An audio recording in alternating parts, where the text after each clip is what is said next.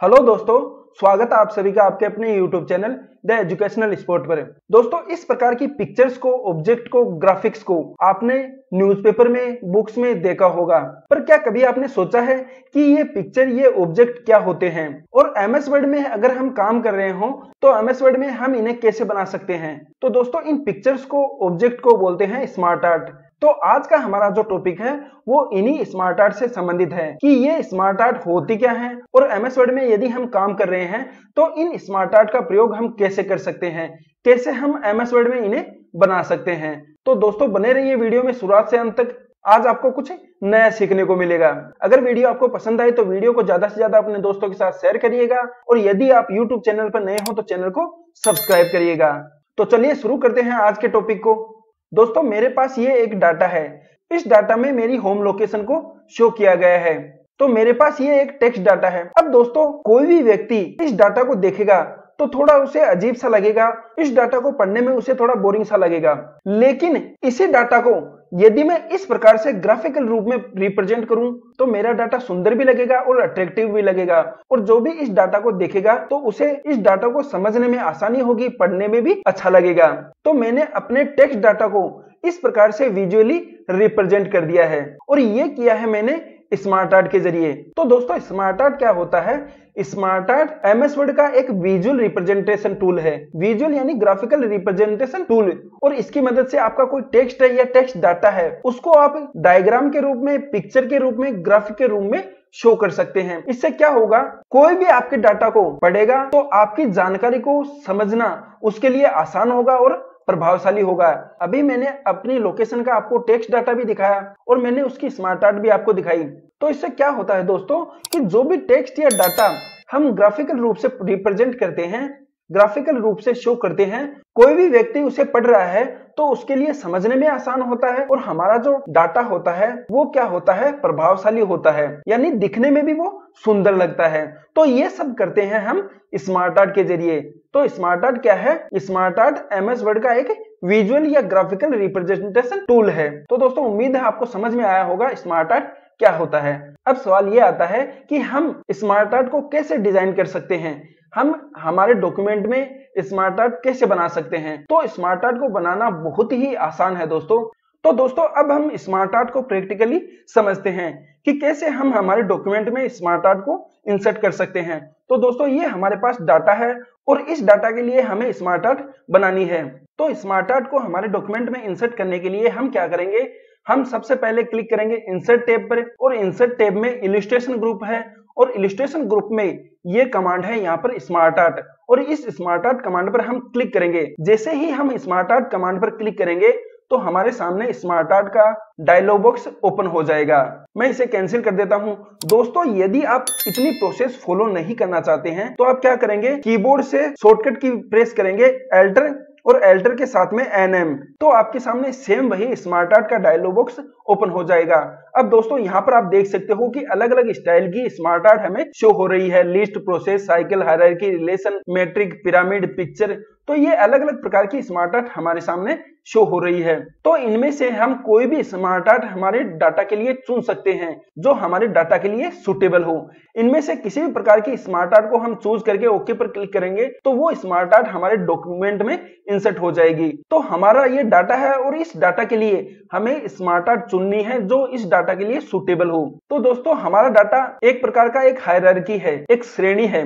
Computer के दो component है, फिर उन कंपोनेंट के भी कंपोनेंट है। तो मुझे लगता है कि हायरार्की प्रकार की जो स्मार्ट आर्ट है वो हमारे डाटा के लिए सुटेबल रहेगी। तो मैं यहाँ से ये स्मार्ट आर्ट को चुनूंगा और ओके पर मैं क्लिक करूंगा। तो आप देख सकते हो जैसे ही मैंने ओके पर क्लिक किया, स्मार्ट आर्ट हमारे डॉक्यूमेंट में इंसर्ट हो चुकी है। अब दोस्तों, अगर आपने एक बात नोटिस की हो यहाँ पर कि जैसे ही हमने स्मार्ट आर्ट को इंसर्ट किया, यहाँ पर दो एक्स्ट्रा टैब भी ओपन हो चुकी है, डिजाइन और फॉर्मेट। डिजाइन और फॉर्मेट टैब की मदद से ये जो हमारी स्मार्ट आर्ट है इसकी हम फॉर्मेटिंग कर सकते हैं। इन दोनों टैब की कमांड के बारे में हम वीडियो में आगे समझेंगे, लेकिन सबसे पहले हमारी जो स्मार्ट आर्ट है, इस स्मार्ट आर्ट में हमें वो डाटा एंटर करना है जिसके लिए हमने ये स्मार्ट आर्ट इंसर्ट की है। तो दोस्तों, ये हमारा डाटा है और ये हमारी स्मार्ट आर्ट है। अब इस स्मार्ट आर्ट में हमें ये डाटा एंटर करना है, तो हम कैसे करेंगे? सबसे पहले हम इस स्मार्ट आर्ट को सिलेक्ट करेंगे और हम डिजाइन टैब पर जाएंगे। आप क्या करोगे, डिजाइन और डिजाइन में यहाँ यहाँ पर ये टेक्स्ट पेन है इस पर क्लिक करोगे या फिर यहाँ पर आपको एक एरो का सिंबल दिख रहा है तो इस एरो पर क्लिक करोगे। तो जैसे ही आप एरो पर क्लिक करोगे आपके सामने एक डायलॉग बॉक्स ओपन हो चुका है। तो दोस्तों सबसे पहले तो मैं इस बॉक्स को डिलीट कर देता हूँ क्योंकि ये बॉक्स हमें नहीं चाहिए, तो मैं इसे क्या करता हूँ डिलीट कर देता हूँ। अब मैं इन टेक्स्ट बॉक्स में जो भी डाटा लिखूंगा वो डाटा यहाँ पर इन बॉक्सेस में एंटर हो जाएगा।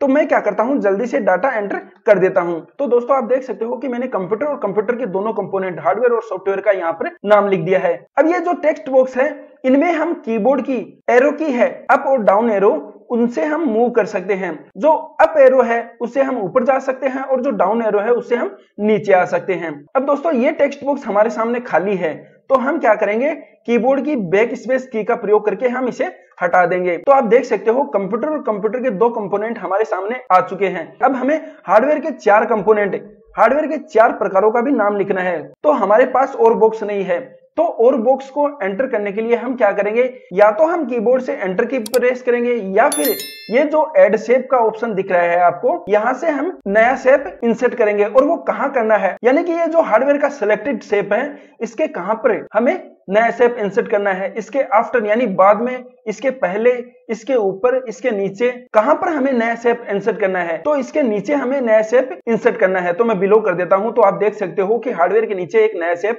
इंसर्ट हो चुका है। तो इस प्रकार से दोस्तों आप नया शेप इंसर्ट कर सकते हो या फिर कीबोर्ड की एंटर की को दबाकर भी आप नया शेप इंसर्ट कर सकते हो। अब दोस्तों एक बात और ध्यान में दीजिएगा कि जैसे कि ये टेक्स्ट बॉक्स है और मैं चाहता हूं इसे हार्डवेयर के बराबर की हेडिंग बनाना, तो वो हम कैसे करेंगे? तो वो कर सकते हैं हम कीबोर्ड की बैक स्पेस की को दबाकर या फिर यहाँ पर ये जो ऑप्शन दिख रहे हैं प्रमोट और डिमोट, इनका प्रयोग करके। तो जैसे ही मैं प्रमोट पर क्लिक करूंगा तो आप देखना कि वो टेक्स्ट बॉक्स हार्डवेयर के बराबर में आ चुका है। अब मैं चाहता हूं कि इसको कंप्यूटर के बराबर करना है मुझे, तो मैं क्या करूंगा प्रमोट या डिमोट का प्रयोग करूंगा या फिर मैं कीबोर्ड से प्रेस करूंगा बैक स्पेस की। तो आप देख सकते हो कि वो टेक्स्ट बॉक्स यहाँ पर ऊपर की ओर यहाँ पर कंप्यूटर के बराबर में आ चुका है। अब यदि हम चाहते हैं कि नहीं हमें इसे कंप्यूटर के बराबर नहीं रखना है, हमें इसे हार्डवेयर के बराबर रखना है, तो हम क्या करेंगे डिमोट। मैं चाहता हूं इसे हार्डवेयर की ही सब हेडिंग बनाना, तो मैं फिर से करूंगा डिमोट। तो आप देख सकते हो कि ये बॉक्स हार्डवेयर की सब हेडिंग बन चुका है। यानी कि प्रमोट और डिमोट से आप क्या करोगे किसी भी शेप की लोकेशन को या उसकी प्रायोरिटी को हम बदल सकते हैं। और यही काम कर सकते हैं हम कीबोर्ड की टैब की या शिफ्ट प्लस टैब की। तो जो काम हम प्रमोट और डिमोट से कर रहे थे वो हम टैब की और शिफ्ट प्लस टैब की के द्वारा भी कर सकते हैं। तो दोस्तों यहाँ पर मैं लिख देता हूँ हार्डवेयर के जो 4 कंपोनेंट है उनका नाम। तो ये देख सकते हो आप कि मैंने हार्डवेयर और सॉफ्टवेयर के कंपोनेंट के नाम लिख दिए हैं। तो ये हमारी स्मार्ट आर्ट बनकर तैयार हो चुकी है। अब मैं इसे क्या करता हूँ, मैं इसे बंद कर देता हूँ। दोस्तों एक बात और ध्यान में दीजिएगा कि जो काम हमने टेक्स्ट पेन के जरिए किया वो यहाँ पर क्लिक करके भी हम कर सकते हैं। यानी कि यहाँ पर हम क्लिक करके भी इनका नाम हम बदल सकते हैं। जो भी टेक्स्ट बॉक्स है उसमें हम क्लिक करके भी हम इनका नाम लिख सकते हैं। तो ये काम हम टेक्स्ट पेन के जरिए भी कर सकते हैं और शेप के अंदर क्लिक करके भी हम उनका नाम बदल सकते हैं। तो दोस्तों यहाँ तक हमारी स्मार्ट आर्ट बनकर तैयार हो चुका है। लेआउट की मदद से हम इसका कोई लेआउट चुन सकते हैं, किस प्रकार का हमें लेआउट चाहिए। तो ये देखिए हमारे सामने अलग अलग प्रकार के लेआउट यहाँ से आ चुके हैं। आप देख सकते हो इसका भी मैं लेआउट चेंज कर देता हूँ। तो आप देख सकते हो लेआउट से मैंने इसका पूरा डिजाइन चेंज कर दिया है। यहाँ से आप कोई भी प्रकार का लेआउट चुन सकते हो, किस प्रकार का आपको लेआउट चाहिए। आप देखो जिस भी लेआउट स्टाइल पर मैं लेकर जा रहा हूँ हमारी स्मार्ट आर्ट उसी लेआउट में बदल रही है। तो हम क्या करते हैं ये स्मार्ट आर्ट चुन लेते हैं। आप देख सकते हो कि इस लेआउट से हमारी स्मार्ट आर्ट है वो इस प्रकार की दिख रही है। फिर चेंज कलर से हम इस स्मार्ट आर्ट के लिए कोई भी कलर चुन सकते हैं, कोई भी किसी भी प्रकार का कलर है हम यहाँ से चुन सकते हैं। जैसे ये कलर मैं चूज करता हूँ तो आप देख सकते हो स्मार्ट आर्ट का कलर है वो चेंज हो चुका है। इसी प्रकार ये कलर हम चूज करते हैं तो ये स्मार्ट आर्ट का कलर हो जाएगा। इसी प्रकार स्मार्ट आर्ट स्टाइल से हम किसी प्रकार की स्टाइल यहाँ से हम हमारी स्मार्ट आर्ट के लिए चुन सकते हैं। रीसेट ग्राफिक की मदद से अगर हम रीसेट करेंगे तो ये जो कलर वगैरह है जो ग्राफिक्स हमने दी है वो पूरी रीसेट हो जाएगी। आप देख सकते हो कि हमारी जो स्मार्ट आर्ट है रीसेट कमांड को हमने सेलेक्ट किया तो पूर्ववत अवस्था में आ चुकी है। तो दोस्तों यहाँ तक ये ऑप्शन आपको समझ में आ गए होंगे। फिर फॉर्मेट टैब पर हम चलते हैं। चेंज शेप कमांड की मदद से हमारी स्मार्ट आर्ट के ये जो शेप्स हैं, जो टेक्स्ट बॉक्स हैं, इनके लिए हम कोई नया शेप है वो चुन सकते हैं। जैसे कि यहाँ से मैं क्या करता हूँ, ये शेप चुनता हूँ, तो आप देख सकते हो कि जो शेप हमने चूज किया था उसी शेप के अनुसार हमारी स्मार्ट आर्ट का जो शेप है उसकी स्टाइल है वो बदल चुकी है।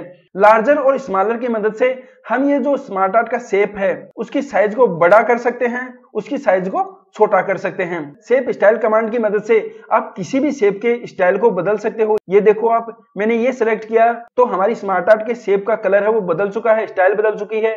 मैं ये सेलेक्ट करता हूं तो ये देखो आप, ये शेप स्टाइल हमारे स्मार्ट आर्ट के शेप पर अप्लाई हो चुके हैं। इसी प्रकार मैं इसको सेलेक्ट करता हूं और यहाँ से मैं ये शेप स्टाइल चूज करता हूं तो वो हमारी स्मार्ट आर्ट के शेप पर अप्लाई हो चुकी है। फिर इसी प्रकार दोस्तों यहाँ से जो स्मार्ट आर्ट है उसकी शेप के लिए कोई भी कलर है वो चूज कर सकते हैं। जैसे कि मैं ये कलर चुनता हूं, इस शेप के लिए मैं कोई दूसरा कलर चूज करता हूं, जैसे रेड कलर मैंने चुना, तो शेप फिल कमांड की मदद से हमारी स्मार्ट आर्ट के शेप का कलर हम बदल सकते हैं। शेप आउटलाइन कमांड की मदद से हमारी जो स्मार्ट आर्ट का शेप है जिसे हम सिलेक्ट कर रखा है उसकी जो आउटलाइन है, यानी ये जो बाहर की लाइन है, जो चारों तरफ का बॉर्डर है, उसको बदल सकते हैं। आप देखना, मैं रेड कलर सेलेक्ट करता हूं तो ये देखो, ये जो शेप मैंने सेलेक्ट कर रखा था इसका जो बॉर्डर है वो रेड कलर का हो चुका है। शेप इफेक्ट की मदद से हम अलग अलग प्रकार के इफेक्ट है वो हमारी स्मार्ट आर्ट के टेक्स्ट बॉक्स पर शेप पर हम अप्लाई कर सकते हैं। अब देखो आप, ये शेप मैंने सिलेक्ट कर रखा है और मैं यहाँ से कोई भी स्टाइल को मैं चूज करता हूं तो आप देखो उसी स्टाइल में हमारा शेप है हमें शो हो रहा है। यहाँ से आप टेक्स्ट की स्टाइल है वो चेंज कर सकते हो। जैसे कि मैं कंप्यूटर के लिए ये स्टाइल चुनता हूं तो यहाँ से वर्ड आर्ट स्टाइल से आप शेप के जो टेक्स्ट है उनकी स्टाइल को बदल सकते हो। टेक्स्ट फिल कमांड की मदद से आप ये जो शेप के अंदर टेक्स्ट लिखे गए हैं इनका कलर बदल सकते हो। जैसे ये मैंने रेड कलर सेलेक्ट किया तो रेड हो चुका है। इसी प्रकार टेक्स्ट आउटलाइन, आप देख रहे होंगे कि ये मेमोरी है और इसमें व्हाइट व्हाइट लाइन दिख रही है, तो ये होती है टेक्स्ट की आउटलाइन। तो यहाँ से मेमोरी को मैंने सेलेक्ट किया और मेमोरी की जो आउटलाइन है वो मैं यहाँ से ब्लैक कर देता हूँ। अब तो आप देख सकते हो यहाँ पर डबल कलर है, रेड कलर भी हमें शो हो रहा है तो ब्लैक कलर भी शो हो रहा है। तो टेक्स्ट फील्ड से हम टेक्स्ट का कलर बदल सकते हैं और टेक्स्ट आउटलाइन से हम जो टेक्स्ट के साइड की आउटलाइन होती है उसको बदल सकते हैं। इसी प्रकार टेक्स्ट इफेक्ट कमांड की मदद से हम टेक्स्ट के लिए कोई अलग अलग इफेक्ट चुन सकते हैं। पोजीशन का मतलब होता है दोस्तों, ये जो मैंने स्मार्ट आर्ट सेलेक्ट की है, यानी कि हमारा डॉक्यूमेंट है और हमारे डॉक्यूमेंट में बहुत सारा टेक्स्ट लिखा हुआ है, तो पोजीशन की मदद से हम इस स्मार्ट आर्ट को अरेंज कर सकते हैं कि यानी कि डॉक्यूमेंट में इस स्मार्ट आर्ट को हमें कहाँ अरेंज करना है। रेप टेक्स्ट मतलब कि जो हमारा टेक्स्ट है वो स्मार्ट आर्ट में कहां पर दिखाई देगा, तो वो हम सेट कर सकते हैं। सेलेक्ट पेन कमांड की मदद से यदि हमारे डॉक्यूमेंट में 2 से 4 ऑब्जेक्ट हैं तो हम उनको यहां से सेलेक्ट कर सकते हैं। ग्रुप और अनग्रुप, इसका मतलब है कि मान लीजिए हमारे डॉक्यूमेंट में 2 से 3 ऑब्जेक्ट हैं तो उन सभी ऑब्जेक्ट को हम एक साथ सेलेक्ट करके उनका ग्रुप बना सकते हैं। और मान लीजिए हमने कोई ग्रुप बना रखा है तो उसे हम अनग्रुप भी कर सकते हैं। रोटेट ऑब्जेक्ट की मदद से हम जो ऑब्जेक्ट है उसको रोटेट कर सकते हैं, यानी उसे घुमा सकते हैं। और साइज कमांड की मदद से यहां से हम ऑब्जेक्ट के लिए, हमारी स्मार्ट आर्ट के लिए साइज चुन सकते हैं। जैसे कि हाइट है वो 8.89 सेंटीमीटर है, मैं इसे बढ़ा सकता हूं। आप देखो मैं जैसे जैसे साइज बढ़ा रहा हूं, हाइट बढ़ा रहा हूं तो बढ़ रही है। इसी प्रकार विड्थ है तो मैं स्मार्ट आर्ट की जो चौड़ाई है उसको बढ़ा सकता हूं। तो दोस्तों डिजाइन और फॉर्मेट टैब की मदद से हमने जो स्मार्ट आर्ट हमारे डॉक्यूमेंट में इंसर्ट की है हम उसकी फॉर्मेटिंग कर सकते हैं। तो दोस्तों स्मार्ट आर्ट क्या होता है? स्मार्ट आर्ट किसी भी टेक्स्ट डाटा को विजुअली रिप्रेजेंट करने के लिए, ग्राफिकली इमेज के रूप में रिप्रेजेंट करने के लिए एक टूल होता है। तो दोस्तों आपको समझ में आ गया होगा कि स्मार्ट आर्ट क्या है और स्मार्ट आर्ट को हमारे डॉक्यूमेंट में हम कैसे शामिल कर सकते हैं और कैसे हम स्मार्ट आर्ट की फॉर्मेटिंग कर सकते हैं। तो दोस्तों इसी के साथ हमारा आज का ये टॉपिक है वो यहीं पर खत्म होता है। उम्मीद है वीडियो आपको पसंद आएगा। वीडियो आपको कैसा लगे कमेंट करके जरूर बताइएगा और यदि आप YouTube चैनल पर नए हो तो चैनल को सब्सक्राइब करिएगा। तो मिलते हैं अगले वीडियो में एक नए टॉपिक के साथ, तब तक के लिए जय हिंद जय भारत।